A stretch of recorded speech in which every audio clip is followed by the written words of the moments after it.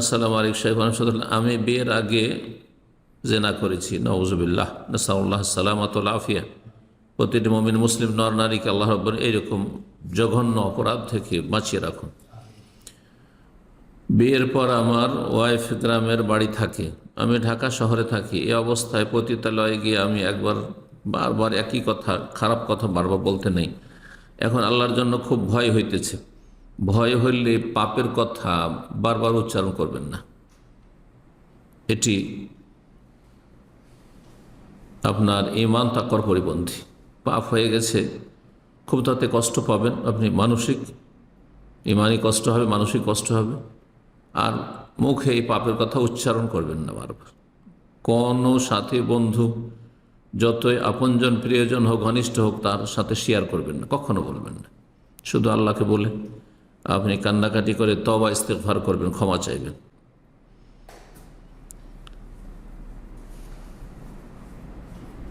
বলছেন আমি তওবা করতেছি, আমি আল্লাহর কাছে অনেক লজ্জিত। এখন আমি তওবা করতেছি, আল্লাহ কি আমাকে দুনিয়াতে এবং আখিরাতে রজমের মতো শাস্তি মাফ করবেন? যদি খালিস অন্তর থেকে তওবা করেন তো আল্লাহ মাফ করবেন। তওবার যেসব শর্ত রয়েছে সেসব শর্ত পুরা করতে হবে। আগে যেসব পাপ ছিল আপনার জীবনে, সে সমস্ত পাপ থেকে মুক্ত হতে হবে। এখন আপনি পাপী হয়ে রয়েছেন, বিভিন্ন পাপে জড়িয়ে রয়েছেন, আল্লাহর ভয় ভীতি নেই, তার মানে আপনার লক্ষণ খারাপ, তওবা কবুল হয়নি। তওবা কবুল লক্ষণ হচ্ছে যে আপনি ভালো মানুষ হয়ে যাবেন, সার্বিক দিক থেকে ভালো মানুষ হয়ে যাবেন, আকীদায়, ইবাদত বন্দেগী, আখলাক, চরিত্রে, মানুষের সাথে লেনদেনে, গুনাহ থেকে বাঁচার ক্ষেত্রে, সব ক্ষেত্রে ভালো মানুষ হয়ে যাবেন। পাপের দিকে আপনি কখনো যাবেন না।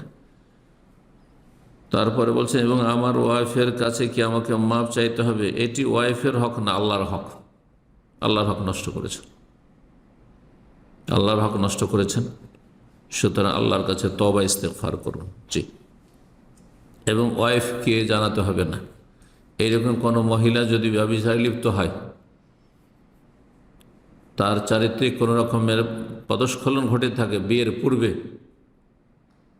আল্লাহ রাব্বুল আলামিন আমাদেরকে হেফাজত করুন, তাহলে স্বামীকে কখনো শেয়ার করবে না, কখনো বলবেন না। এটা ভালো নয়। জি, এতে পরিণাম খারাপ হবে দুনিয়া আখিরাতে। জি।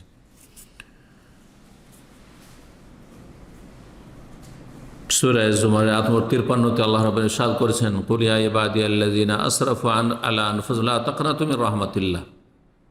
হে নবী বলে দাও আমার বান্দাদেরকে যে আল্লাহ বলছেন, এখানে কাল আল্লাহ তাআলা বুঝ রয়েছে, মহান আল্লাহ বলছেন, তোমাদের রব বলছেন, ইয়া ইবাদিয়াল্লাযিনা আসরাফু, হে আমার বান্দারা যারা সীমালঙ্ঘন করেছে, অত্যাচার করেছে নিজের উপর, পাপে লিপ্ত হয়ে, লা তাকনাতু মির রাহমাতিল্লাহ, আল্লাহর রহমতে তো নিরাশ হইও না। ইন্নাল্লাহা ইয়াগফিরুয যুনুবা জামিআ, আল্লাহ সব গুনাহ মাফ করতে পারেন, কিন্তু তওবা করে আল্লাহর সামনে হাজির হইতে হবে, ভালো পথে ফিরে চলে আসতে হবে, এর নাম তওবা। খারাপ পথকে পুরোপুরি বর্জন করতে হবে।